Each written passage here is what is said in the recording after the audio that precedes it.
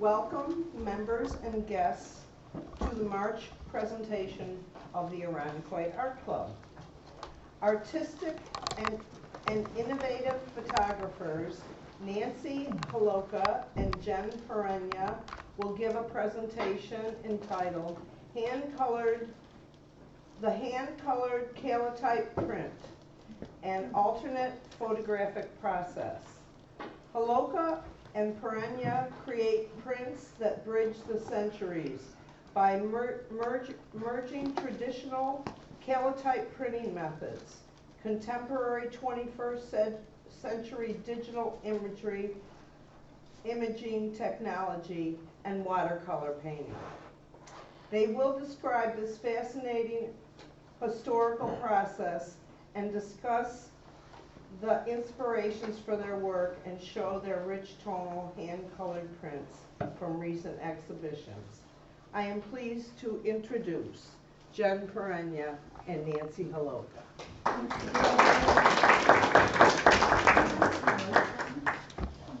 Can the lights in the front go down a little bit?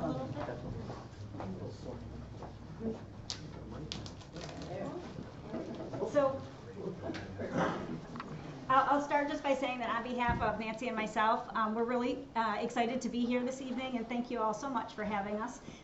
Although Nancy will not admit it, we do like to talk about our work a lot. So too much maybe. Yeah. But the balance of it tonight will feel a little skewed. I'm going to talk a little bit more than Nancy will, but what we'd love to do is to have there be an opportunity for interactions and questions. We've brought a lot of materials for you to be able to interact with between coming up and us sending some things out into the audience for you to handle. And yeah, we'll leave some time at the end for some questions and answers. I'm going to go ahead and just advance our slideshow to our agenda. And Nancy and I are going to talk for just a couple of minutes about who we are and our connection to each other and our connection to the place where we learned our craft. And I'll go ahead and begin. Please do. So my name is Jen Perena, and I have been identifying myself as a Kallitype artist now for, I think it's probably like 5 or 6 years. I started about 20 years ago refreshing my darkroom skills doing traditional black and white photography at the Flower City Art Center over on Monroe Avenue after being laid off from a job and being given a pretty comfortable severance and feeling like, I can go take some fun art classes and see if I want to turn my career in a different direction. That experience, taking a few beginner darkroom classes, getting reacquainted with developing film, sort of morphed into a discovery of the alternative historic processes, which they teach a lot of classes in those veins at the center. And I have done a variety of things at the center. From teaching in classes, working with their youth programming, volunteering at their events, serving on their board. I did an artist residency, and currently Nancy and I are two of, I would say, sort of graduates of the Kallitype programs that they offer, being that we've both taken the classes numerous times before we felt confident to do anything on our own. So we'll talk a little bit more about our backgrounds and our individual inspiration, but that's just a little bit about me and how I got started. And I took darkroom photography way back in the 1970s when I was in college, loved it, and then I got seduced by digital technology, and I've been using my inkjet printer and my iPhone and digital cameras and loving all that. And as you'll see, I took a series of photographs that I really loved, printed them on inkjet printers. There was something missing, and that's what prompted me to go to Flower City Art Center. We're plugging them because they really are a wonderful organization, to learn this alt process. And so that's sort of my background. I exhibit my photographs, inkjets, and Kallitypes, and enjoy doing both. So I think there's room for both the contemporary and the traditional ways of doing photography. The one thing I haven't done is traditional silver gelatin prints, which I'll get to eventually. I'll go back to that. So take it away, Jen. That's a perfect segue for me. And when I advance the slide, I'm going to go into some of the more specifics of how we make this work.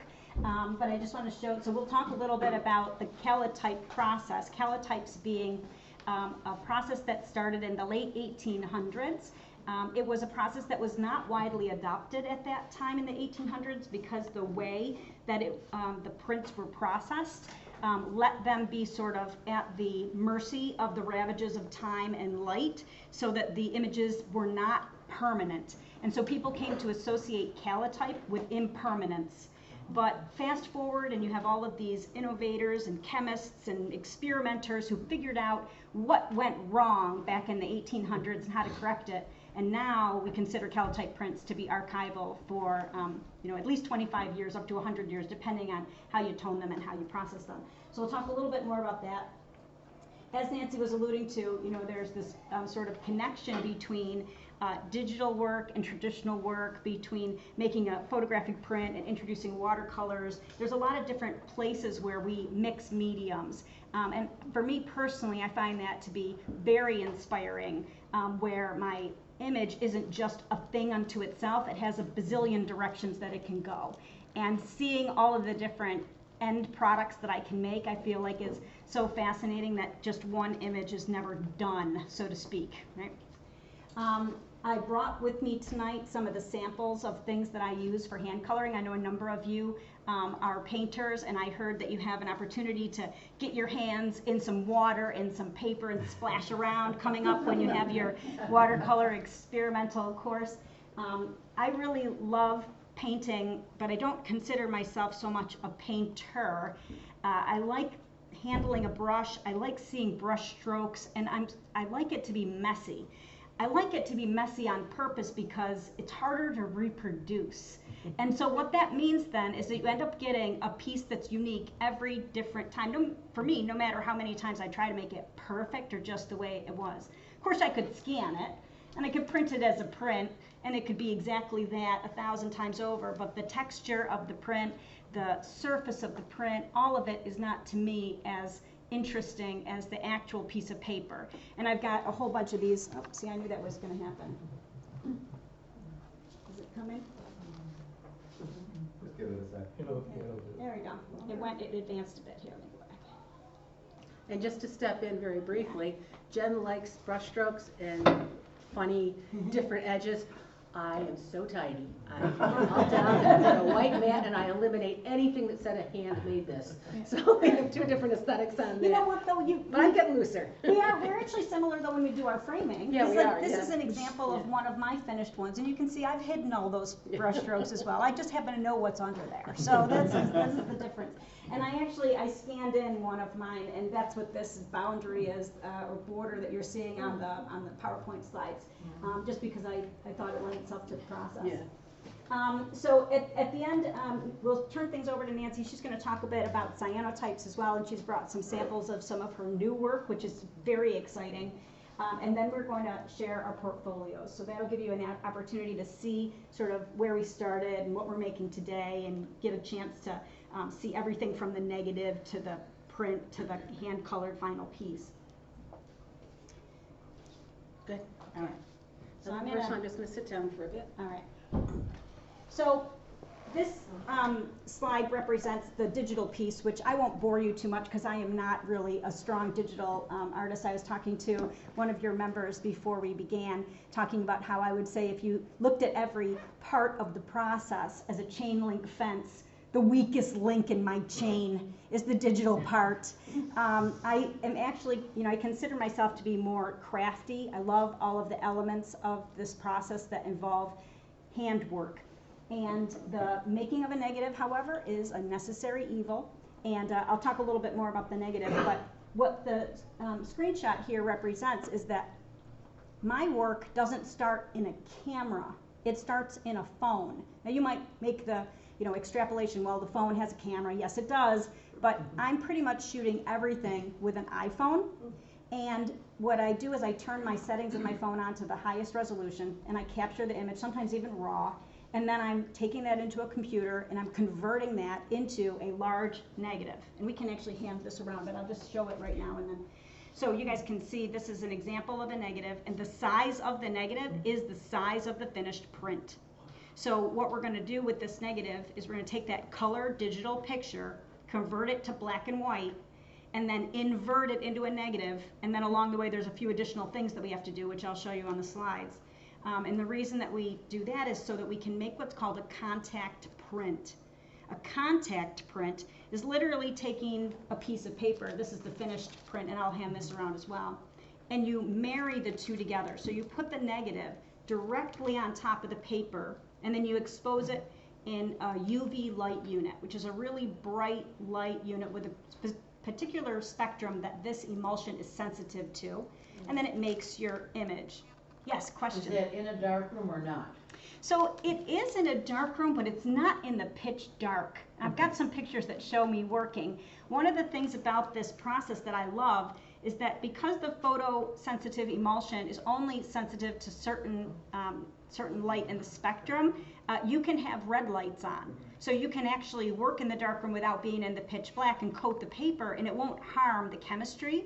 And then when it goes into the light unit, you close the door. You won't see the light unit. The light unit would be blinding. Like, you don't want to be looking at that. And then the prints might take anywhere from 3 minutes to 10 minutes to expose them to get what you really want. And then you'll just take them apart, and then the print will go through a series of baths. And those would be more in your traditional darkroom, although again, we don't have to, make sure this doesn't fall asleep. Again, you don't have to have it be pitch black. So I'll show some of that here. Do you have to leave the room when the red light? It's a good question. You don't have to leave the room. You just have to not look into the light, because that would probably blind you. I use Target Christmas lights for my red light. It's very, very high tech. Yeah. And I think actually that mine are probably the exact same ones as Nancy. Yeah. Oh yeah, question. Just a reminder, when you're holding things up to show everybody, if you just tilt them towards the camera for a couple seconds so that people who are viewing the video. Thank you, Mark. I forgot about that. I'm sorry. I'm just going to interject the only thing real quickly here. Yeah. I made up, because I'm good with this, I made up a handout that really goes through all the technical things that Jen is describing to us. So don't feel like you have to remember chemistry or remember any of that. There's 20 of them. If it's not enough, I can email more to Nancy, Joe, and Kenny, who can get them to you. So please think about picking this up at the end of the day. Thanks, Nancy. You're welcome. All right, so we're going to first start out with an iPhone photo. We're going to then bring it in digitally to a computer and start manipulating it. The process of making the negative involves what's called an S-curve. For those of you that have used Photoshop, the S-curve is a layer that actually allows you to adjust things like contrast and grayscale. And the Kallitype process itself is very contrasty. So what we're trying to do when we adjust that S-curve is to pull in so we have no black blacks and we have no white whites. And essentially we're creating a very flat type of image with a good grayscale, but it looks sort of muddy. Like if you were to print it right then and there, it would not be very interesting. But the magic of the Kallitype chemistry is that it will figure out how to make that into something super contrasty. So you're really fighting against it with the S-curve because you know you're going to get that effect when you print. So is that where this is? So that is the actual negative that I printed on a piece of plastic, and that is after the S-curve would have been adjusted. So you can, when you look at that, you see there's no blacks. Right. And although it does look like there's some whites, it's not actually white, it's a very light gray. Yeah. And when we turn the lights back up and you get a chance to look at our portfolios and things at the end of the presentation, it might be a bit easier to see the different grayscale in the negative. There's a question back here. Oh, I'm sorry, go ahead. Where are we with the slide again, please? Where are we with the slide? What's what you're showing up there? Yep, so this one is just showing that I would have taken that original, let me go back one, sorry. I'm getting a bit distracted. This is what the original color image looked like in my phone. It was a picture of footprints in snow, but it had a blue cast because I took it in the afternoon. So it had that cool afternoon light. Okay. So it was blue in my phone, and so the very first thing that you need to do is you need to strip out the color. So you make it into a black and white image, and then you just look and say, is that interesting enough? I mean, I thought, yeah, that looks pretty good to me. I like the fact that there's no black blacks, there's no super white whites. You've got this sort of like very gentle texture in the snow from the footprints, but then you have to still manipulate it because you have to know that it's not going to render exactly like that when you make it into a Kallitype. So you still have to adjust the S-curve a little bit. So this shows, actually I think it's, I'm sorry. This is just showing what the image looked like with the S-curve adjusted. Can you guys detect It's a little bit more, maybe textural almost, because the highlights and the lowlights have been adjusted. And this is what the curve looks like. So I've pulled in on each area here, so I don't have any black blacks or any white whites. And this is one of the most technical, excuse me for interrupting, but one of the most technical things about making Kallitypes.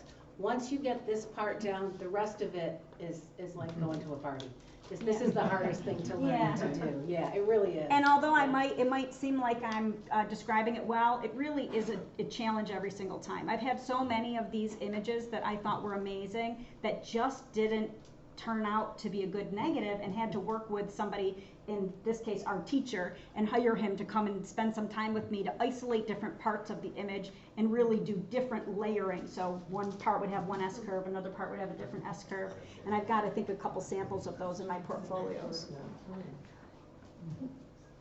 This next one just shows that the last steps in the digital piece before we print it as a negative are going to be to flip it on the horizontal and then invert it, so now it's a negative. And then of course we flatten all the layers down, and if you want to have the flexibility to change it, if it turns out that you print it and it's not that good, you also want to save it as a Photoshop file, which allows you to do some editing with that file later on, which, to be honest, I'm not always good about. Sometimes I convert it to a TIFF and then it's lost forever and I have to start again. So this next one is a little bit of a video. Here you were asking about working in a dark room and working in the pitch black. So you can see that there's just enough light where my camera could pick up the fact that I'm mixing chemistry. And this now says once I've got a negative, the next thing I need to do is print it to figure out if it's going to work or not. The chemistry that we use are two different chemicals. We use silver nitrate and ferric oxalate, and together they make the photosensitive emulsion that we paint onto our paper. And it's literally equal amounts of each, using an eyedropper and a shot glass. Somebody mentioned booze earlier. So that theme, runs through in the darkroom. But the idea is that you're just going to make this little bit of emulsion, and it's really a teeny, it's not even a shot. It's really just drops. And then you're going to moisten a paintbrush and use that to physically paint onto a piece of paper. And the paper, you may have mentioned this, is it just plain paper? It's a great question. Plain paper will work, but I like to use either a printer's paper or a watercolor paper, depending on what I'm going to do with that final image. If I know I'm going to watercolor it, I use watercolor paper because the watercolor paper surface is tough enough to withstand all of the washing and the toning that is going to happen to this once it's a print, as well as all the brush strokes over the top of it, without really making it muddy, if that makes sense. Because with the printmaker's paper, when you brush the emulsion on, it almost softens the surface fibers and it takes away some of the sharpness of your image, which sometimes it's really nice anyway, but it depends on what you want. So I brought with me some other samples of different kinds of papers for you guys to feel. And don't worry if you got cookie crumbs on your fingers. I do not care about these at all. You can, feel free to touch them and see what they look like. And they also show, if I could interrupt, some really good coating and some of Jen's, I would say, softer coatings. Yes.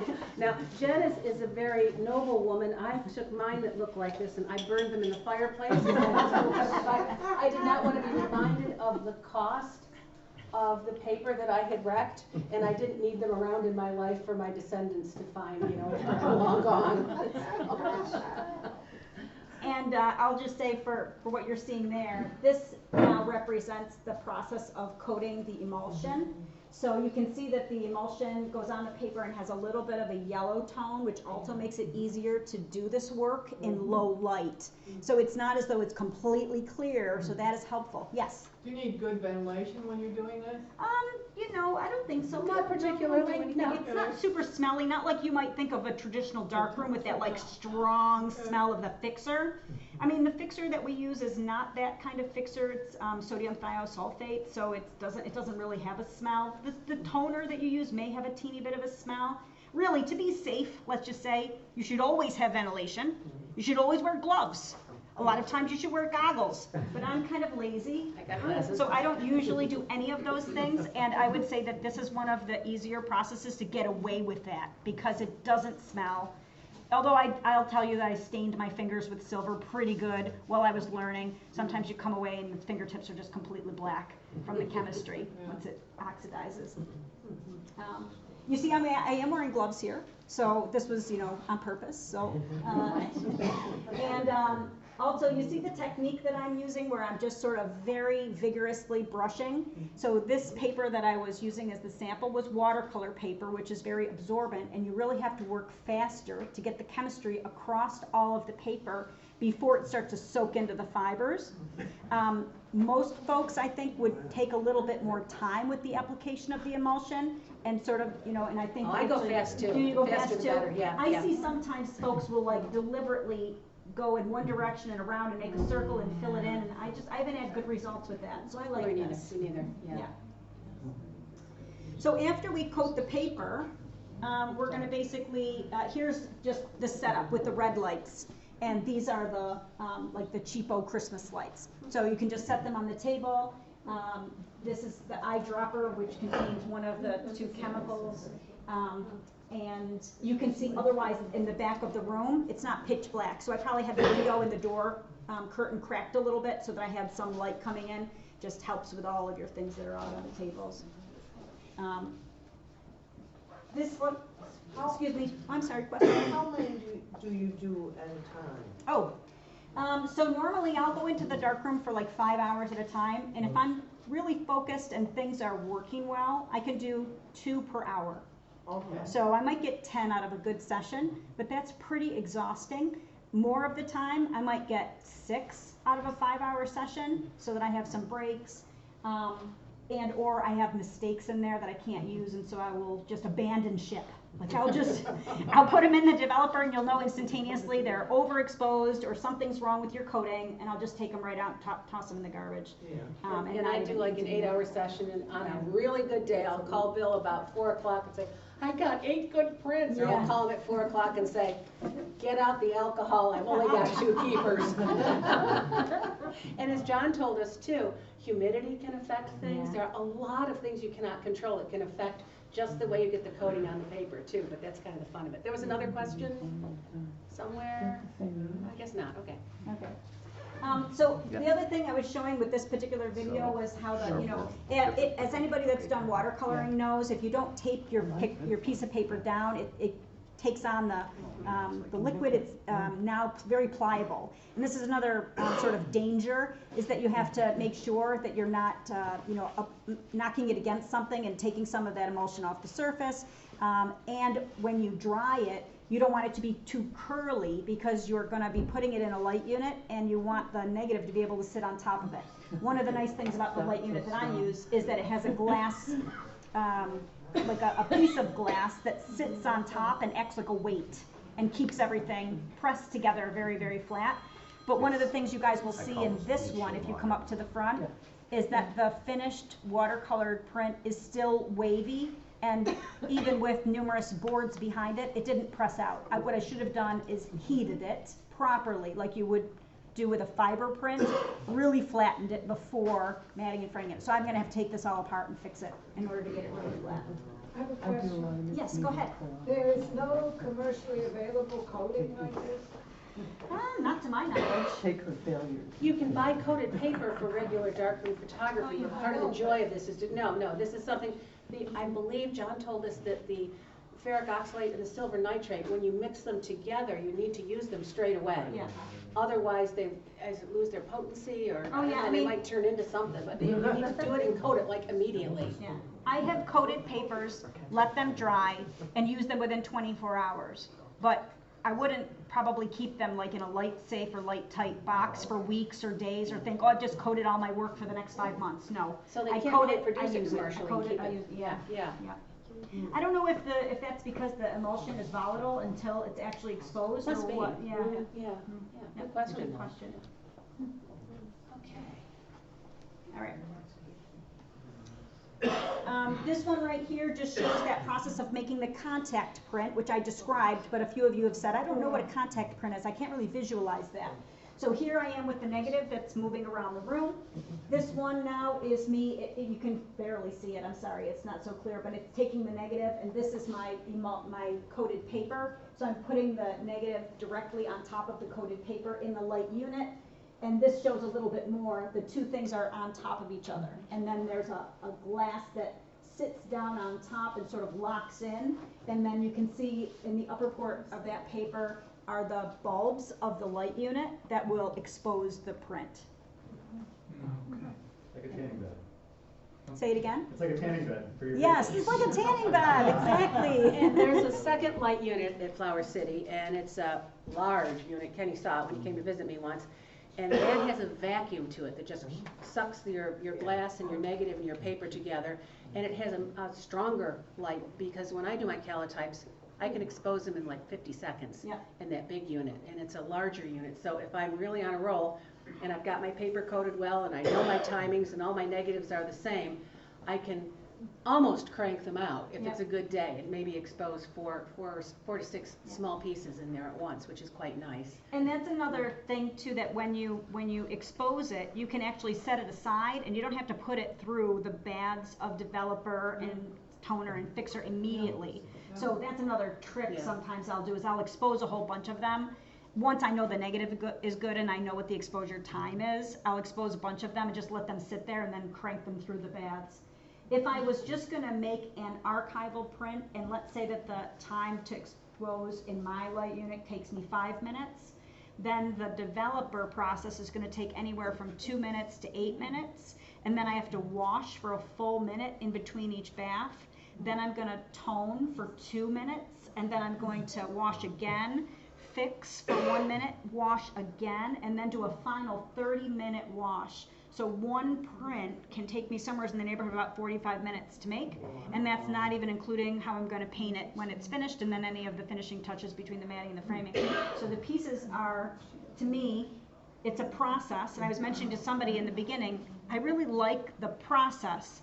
I like going through all of those steps and the fact that at any point along the way, something can go bad, and you know, it's still sort of fun to see what happens, or they're all different. And the cool thing about it too is when the image comes out of this light exposure unit, it's a, as John would say, it's a whisper. It's a ghost of your image. So you're not even sure it's good, and then you put it in the developer. I leave it in for 8 minutes. John was like, 8 minutes? Yes, John. So John Merritt, this is an unarundiquite guy. And you do that, and then when you wash it, the image lightens up, and you think, oh no, it's going to look terrible when I'm done. Okay, fine. And you say, oh, cross your fingers, you put it in the toner. Now you use selenium or selenium, pronounced either way, and that toning is about 2 minutes. Sometimes I've splurged and I buy a gold toner or a palladium toner, and the piece that I brought in the frame is my most successful palladium tone print, and it's just gorgeous. And that can take up to 30 minutes. Wow. So then you are like, waiting and waiting and waiting. And I do shortcuts. I only wash mine for 8 minutes. Yeah, I'm not as, maybe mine are all going to explode in a couple of years. But at each step, the print looks a little bit different. So those of you who paint, you put the paint on the paper, it's there. And unless you change it, it's not going to be doing a whole lot. And that's part of what, for me, is exciting, nerve-wracking, and rewarding when it actually works, because it looks pretty bad, and then it gets kind of darker. Then when you put it in the fix, the whites get whiter and the darks get darker, and you think, okay, this is good.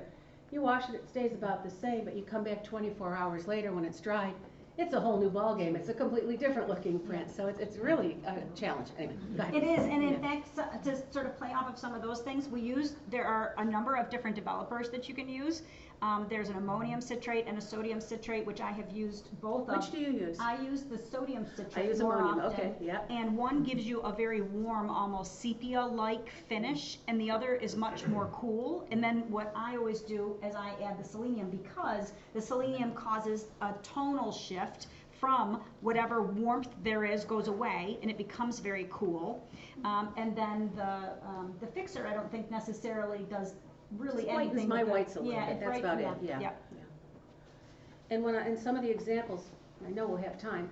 In some of the examples that I've brought, I have some of my Kallitype. Some are gold, some are selenium, some are palladium tone, and you can see just the subtle differences in the grays and browns. Yeah, and I've got a couple of videos that sort of go along with what Nancy and I are just explaining. So this shows putting the print directly into the fixer, and you can see when I put it in and I'm, sorry, in the developer, you can see as I'm rocking the tray, when it first goes in, do you see how quickly it comes up? If anybody's ever worked in a darkroom before, you might remember a traditional RC or a fiber type. It might take a minute before you see something. So this comes up instantly and I'll already know right then and there. Is it worth it for me to spend another 15 minutes in front of this, in front of the sink, or is it just gonna go in the trash? And then once I get it developed, and again, that's gonna be a minimum of 2 minutes if it's like a test print, and 8 minutes if I'm gonna do something with that, like I wanna sell it or I wanna paint it. After that, it's going to be toned. And can you guys see the difference in color here? That the one on the left is warmer, right? And this one is cooler. Is that? Yep. Can't tell. Yeah. It might be a little bit hard, but I've got some examples of untoned and toned in these portfolios, and you'll really see it once we turn on the light, how different the color shift is. Purpley magenta Yeah, over yep. here. Yeah. And even the paper that you use, like I've got a couple samples here that are on an awagami Japanese paper. The paper itself is just an amazing, beautiful paper for any of you, paper people. And the tones of the chemistry, once you've finished it, actually look like a sort of deep burgundy with metallic tone. And that's just the combination of the paper with the chemistry. It's really beautiful. What is the name of that paper? Awagami. It's AWAGAMI. It's a Japanese small batch paper producer, and they make a variety of different papers. Some are made with rice, all are made from organic materials, but they have sample packs, and really all of my printing on them is with sample papers. I haven't invested to buy the actual papers because they're a bit pricey, but they are just a beautiful finish. And Awagami has their own website, and all the, there's like a whole story of how the papers are made, and they're all handmade. They're really beautiful. They are sized as well. For any of you that have made paper, like in a book arts type of thing, the papers are sized, which is important because when you begin washing them and putting them through baths, if you don't have sizing, they'll just disintegrate. So people have said to me, well, I'd love to make my own paper and then make the pictures. Well, with a cyanotype, it might work because you don't have as much bathing, as much like agitation in the water. But with a Kallitype, it's going to be in the water for my purposes over 40 minutes, and that's just too the piece of handmade paper would just disintegrate. Yeah. No, good question. Yes. I'm not sure you answered this, or I might have missed it. So, you said you can paint, let's say you use watercolor paper. Yes. So you can paint it, and at what point in the process do you paint it? So what I do is I'll make the print. So I'll go through the whole process that I was just illustrating with the developer, the fixer, the toner. Then I'll let it dry, air dry. And once it's completely what they call bone dry meaning that you can use sort of the back of your hand or your wrist to detect any moisture on the surface of the paper. So when it's bone dry, then I'll apply watercolors. And I'll talk a little bit more about the watercolors that I use, which, we were talking earlier, some of us, about getting the best quality materials possible and investing in really good watercolors and things. And I have all of that at home too, but for the color tones and for the flexibility, the portability, there's so many different reasons. I've started using these little watercolors, which are more like what you would have, if you think about the traditional hand coloring of an RC photograph, which would have been using really deep pigments that you would put into like a little palette, and you would dilute them with some water so you could have them be as deep or as what do I want to say, opaque or as transparent as you wanted. With these, I'm just lifting the paint off of that little paper surface, and the family that makes these paints is an Indian family. These are actually handcrafted in India. So buying from them actually puts money in their community, and they are actually all chemists. So they created pigments that are very high quality, even though when you look at it, you might think, this is for kids. And that's immediately actually what attracted me to it. Was it's fun, it's colorful, it's small, I can stick it in my pocket, I can go to wherever I want with it, and they have a number of different color families. So it gives you a lot of flexibility without a lot of bulk. which also when you're toting a bag back and forth between a darkroom with your bottles of chemistry, all of your eyedroppers, your negatives, all of your different papers that you want, it's just one less thing I have to, get my arms around. But I'll talk to you more about that. I'm sorry? Are they archival? They are archival, yeah. And they have fun things in them too, like sometimes they'll include a couple that are metallic, which I find you don't really see when you get a normal set of tubes. And the metallic finish on it, I do have a couple of examples that you guys can see. I don't love it. It's a novelty thing. I don't think it's what I want on my final work, but I still think it's neat. But the rest of the pigments for the primary colors and things, they're really mixable, and I think they're really great. And I inherited an old box of Schminky watercolors that I use all the time, and I'm trying to resurrect them, and I cleaned them all, and they're lovely. It's like a 40 color set, and I just run with it. So there's just a quick, one of those time-lapse videos of the one that was moving around, which was the cabbage. So it took me about an hour and a half to paint it. And these are with the more traditional paints before I switched over to the Viviva.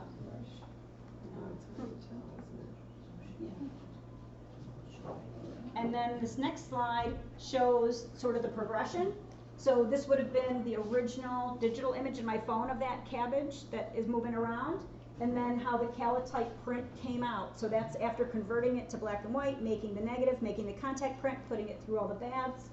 And you can see, it's very black in here, super contrasty, and I didn't do anything to lighten that up, but when you look at that print again in the light, you can actually see that there's quite a bit of detail in the shadows. So even though it doesn't really render here on the PowerPoint presentation, there's enough detail in it that I like it. And then this is the hand color. So not quite as bright green, but it's got a bunch of different tones in there.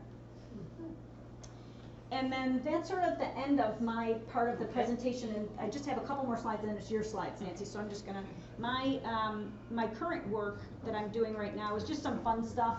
I've started a series of self-portraits that are also digital, and I'm doing just in-camera work with overlays of texture. So all of the pictures are my pictures of lichen or moss or ivy or rust or things like that. And this is going to be my next series of Kallitypes. So these are the color versions. I haven't started to play with them, but I love the idea of the little bits of color that are more of a monocolor as opposed to utilizing a lot of different colors, which most of my hand watercolored ones have a lot of colors in them. So In those, are the faces your own photos or no? they are. They're all me doing selfies with my phone, and 1,000 of them to get the right angle, the right look, the right amount of light, and then the portraits are manipulated and the textural pieces are manipulated before they're overlaid together, so that I get something where you can sort of see elements of my eye, or you can see elements of my lips or things like that, just enough to know that it's a portrait of a person or a face. Does that make sense? Thanks. So I'm going to bring up now Nancy's. Would you like me to just run this? Yeah, if you could, I'll give you a little thing. Okay, like I said, I had always been a fan of Eugene Atget, who was last turn of the century, 2 turns ago, photographer who spent his time going around Paris taking pictures of the city. Loved it. Starting in 2006, when Bill and I would go to Paris, I'd drag him around the left bank with my notebook, with my map, and with my little stony point and shoot, and I'd try to find the same spots and sit there and snap the pictures. Printed them in an inkjet printer. Was kind of happy, but not completely. And then I found out about a class in Kallitypes, and I thought, well, that process was developed the same time these photographs were printed, so it's got to be a good way to do it. So here's one of my favorites. I think this is in Jen's collection now. It is. Thrilled me to no end. Did you want me to advance? No, this is good. Okay. This was the original photograph that Atget took. This is my photograph standing in the same spot. As close as I could get, because things had changed now 106 years. And it was a nice print, but it wasn't enough. I wanted to have that character, and the one on the far right is the first Kallitype I made. And you can just see the difference of how that changed. You can go to the next slide, and I've got some of those right here for you. I had gone around and found all the places, and then I thought, okay, well, not all, but all that I'd set out to. And then I thought, okay, what would Ajay have taken if he wanted to that I haven't found? And I saw this staircase in the Petit Palais, and I said, well, Ajay would have taken that picture. So I took with my phone, and that's the Kallitype I made from. That one's gold toned. I've got that here too. And what else we got? Again, same thing, original inkjet print, and then the palladium toned Kallitype from that. How did you get so that there were no people? Okay, Bill, how do I do that? Bill patiently goes, goes out and gets some coffee. I just wait. I love people, but I don't want them in my pictures. It took a while. Okay, probably the next one, Jen. Okay, and this is my favorite spot in Paris, and that's the original digital, and then there's the palladium tone. Yeah. And Ajay didn't take that picture, but he should have. He took a different angle. Can I ask, what Yes. type of inkjet printer are you using? The inkjet printer that I use is from one of my new buddies at, for the negatives you mean, or for? For these prints that you're showing on the Oh, left side. this is just a digital version. I didn't print this Oh, one out, but I okay. use a Canon Pixma 100. It's a 13 by 19 printer, Right. and I use that for the inkjet prints that I show Yeah. and sell. And it's got, I don't know, 10, 12 different inks, and it's archival and photo safe and all that jazz. Very good. Yeah. Do you know what the printer is that we use at the darkroom? It's an Epson, but I don't know the model number. Yeah, so But we use it's- the Epson for creating the negative, something that can actually lay down a really thick layer of ink on the plastic. And we're using a special kind of plastic called Pictorico, which is another company, maybe Japanese also, I think that it is makes Japanese, a yeah. number of different thicknesses of the plastic. Mhm. Okay, so the Paris series was wonderful, but then the pandemic hit and I couldn't travel to Paris anymore. I could only go to the Rochester parks. And one day, I was having a picnic and I looked down and there were acorns all over the place. I was wearing a wonderful scarf. I thought the scarf and the acorns would look nice together, so I put the scarf on the hood of my car. I took the acorns and I snapped a picture with my phone. I said, that's really pretty. I'm gonna make a Kallitype out of that, but it's gonna be boring, so I need to figure out Jen Perena hand colors things. I could do it too, so I decided to try that. Here's one of my favorites from that series, and this is again just a scarf with all these natural things arranged on it, and then I chose to hand color just the perimeter and leave all the natural things in the color of the Kallitypes. And there are more of those coming up. Here's some of the original photos that I took. Right, okay, just inkjet prints. These I did print out. And then here are the colored Kallitypes. And I just do sort of almost like a paint by number on them. It was a wonderful experience. I'd never painted with a watercolor in my life. And these are the prints I made from there. Do you remember what kind of paper you used on these? Oh, I use one kind of paper and one only. Okay. Again, my buddy Bill Bates at the center told me about it's a Hanemule, H-A-N-U-M-U-L, platinum rag, and it's used for platinum printing, which is very similar to Kallitypes, only the light sensitive solution is made out of platinum. Obvious reasons why I don't do that. Yeah. So I use the Hanemule platinum rag. And here's just another one from that series. I believe this is in the members show at Flower City. Yeah. All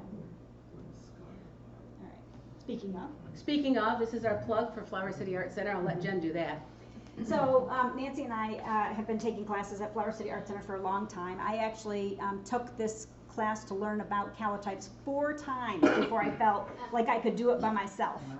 And little by little I would take the class and feel like I couldn't do anything, need to wait for it to come around again, take the class. Then there'd be leftover chemistry from the class, and the teacher would say, why don't you just take that and play with it? And so I would think, okay, I'll do that. And then, you know, you're overwhelmed and intimidated, and now the chemistry's no good. So then I would take the class again, and after taking that class, I would say, well, you know, maybe baby steps. Like if you're in the room with me, maybe I'll feel like I could do it by myself, so that if I need to ask a question or double check myself. And actually, for the first year that I was doing it on my own, John was like on speed dial. So every time I was like double checking, because, you know, you don't want to potentially pollute the environment by putting something down the drain that can't, or you don't want to mix something incorrectly, or, you know, so I had so many questions that you don't think to ask in a class because you're sort of being led along, and John was just so really endlessly patient. John Merritt, who we're talking about as well, he is a professor over at St. John Fisher. He's a master's, he has a master's in fine arts from Brockport's Visual Studies Workshop, and his father, Steve Merritt, is a really prominent ceramic artist who teaches at RIT, if anybody's heard that name before. But Flower City Art Center, of course, is over on Monroe Avenue. The center has been there about 50 years. The book arts and photography and ceramics programs are the three main programs that they offer, but they have started branching out since COVID and offering a lot more watercolors and different kinds of painting, plein air painting, and a lot of things which are sort of hybrids where you make photographs and then make them into a book or things like that. So if any of you have not been over in a while, it might be just neat to go take a tour of the center and see how it's changed over the years. We do have a new executive director that just started about a month ago as well, so we're looking forward to a lot of new ideas and a lot more community outreach. And something I can say about the center that I don't know if it would be pertinent to you, but I felt like I was working full-time and then I too was without a job. And I was looking for something that was going to really inspire me and stimulate me. And I found going to the center to learn this new process. I met so many new people. I learned so much about buying a new printer or the best kind of paper. And I just found it really, really was so inspiring to get out of my regular routine and go and learn something new. I've learned how to make marbleized paper there as well. Oh, God, it's so much fun. There are so many neat classes that you can take. I just found it to really sort of jumpstart what I'm doing as far as an artist. I also took from John, just as an aside, a cyanotype class. Now, we've told you the whole story of Kallitypes. Cyanotypes are so much easier. And I'm just going to pass around some of mine. These are, I do like rusty things. They're old rusting cars, and just so you can see some cyanotypes and the color variation you can get with cyanotype prints. Could you just spell that word for me? C-Y-A-N-O-T-Y-P-E. People also might know it as a blueprint. Yeah, it's what made a blueprint originally. And it's a lot of the same process that we're talking about, but the chemistry is not toxic. It develops in 2 minutes. It washes in less than that. You can use the sun instead of having to use the sun. It has a lot of fun things, and it's something that I was just saying to Nancy Jo might be a fun thing for your Wednesdays, because you can get the kits and the chemistry online. Are these blue? When the lights go up, they were originally blue, but you can tone them with, believe it or not, tea. So tea, cup of tea. Tea. Rooibos is good. Earl Grey, not so good. That's the other we used. Yerba mate is good. Darjeeling is particularly nice. And all the chemistry you use for that consists of vinegar, hydrogen peroxide, and tea. Plus the light-sensitive chemicals are a little more sophisticated. Isn't there some sort of blue chemical that you put in it? Yeah, it is. It's not a blue chemical. It's an organic substance. I don't actually know what. Potassium ferrocyanide and something else. I can't remember the other one. But when you apply it, it's not blue. It No. turns blue. It turns blue when you put it in the sun. When you put it It turns blue when you put it into the water. Put it into the water to develop it. Yeah, it looks like Mountain Dew when you paint it on your paper. Yeah. Don't ask me why. That's So all blue at what margin. point do you put it in the sun? To expose it, instead of using these light units that we've been talking about, Uh-huh. you can expose it in the sun if you want. But we'll show you those when it's time. Yeah. Oh, we have shows coming up. Yeah. Oh, okay. Yeah. So right now, Nancy and I have work, as well as Ken and a few others in the room, over at the Flower City Art Center in their annual member show, which is called Wall to Wall. That show is just going to be up until April 22nd. There's work on the first floor and the second floor, and the galleries are free. You can go in during the open hours and take in all the work. There's a wide variety of mediums. It's not just photography. There's a lot of paintings. There's some textile. There's a lot of sculpture. It's a fascinating show. There's 110 different pieces in the member show this year. And then I'm in, my husband Bill in the second row there, and I, and Peter Monticelli, Robert Whiteside and George Wegman all started a gallery back in 1978. And we're still showing our work together, so this is the 45th year that we've shown our work together, and we're having a show at Lumiere Photo. I'm going to have inkjet prints in that one, and that's something that you might want to come see at Lumiere. And the opening for that It is going to May be 5th, Cinco de Mayo. May 5th. Yep. Yep.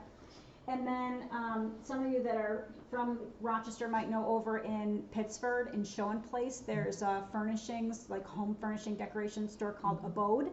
Abode was in the South Wedge, but they've sort of moved around, and their latest location has a big wall when you walk in that they've been using as an exhibit space for local artists. So I'll be their featured artist for the month of May. If anybody's interested in doing that, it's free. But if you sell something, you do have to pay a commission to the store, but they have regular hours every day of the week, so it actually gets pretty well trafficked. And they are usually booking about a year in advance, and they're constantly looking for people that are interested. So if anybody's interested in that, I would be happy to give you the information, and you could reach out to them. Even if they don't have a slot, like in the short term, just they make a list and they'll contact you. The space is about, I want to say, 7 feet by 10 feet. So you can have as many pieces as you want that fit in there. And as pieces sell, they sell them, they don't keep them up like a normal exhibit where you've got to come at the end of the exhibit and pick up the piece that you bought. So the work will walk off the wall when it sells, and you can then replenish it with other pieces from your collection. And then in October, Jen and I and 8 other people who are doing these crazy Kallitypes and cyanotypes and all other kinds of types are going to have a show at the Flower City Arts Center. So stay tuned for that. We'll get the information to Nancy, Joe, and Kenny, who can put it in your newsletter so you'll find out about it. And I want to pass these around too while I do. And while Nancy's doing that, I'll just bring up, there is contact information. So Nancy and I each brought business cards, and the information that I've got up here with my website, my email, and my YouTube, you can get on my business card as well. I've got some other artist talks that I've done, and on my website are versions of my work that's here. And Nancy's also willing to share her email with everybody and her Instagram if anybody is using Instagram. I know you were talking about doing some social media stuff, so I think we can probably bring the lights up now and see if you guys have more questions, or if you want to come up and touch and feel and look. And again, I've got the handouts here on the process. And I forgot all about sending this around, but I'll let this be available too. So I have a book. Karen. I do, yeah. Any questions? Have we confused you all?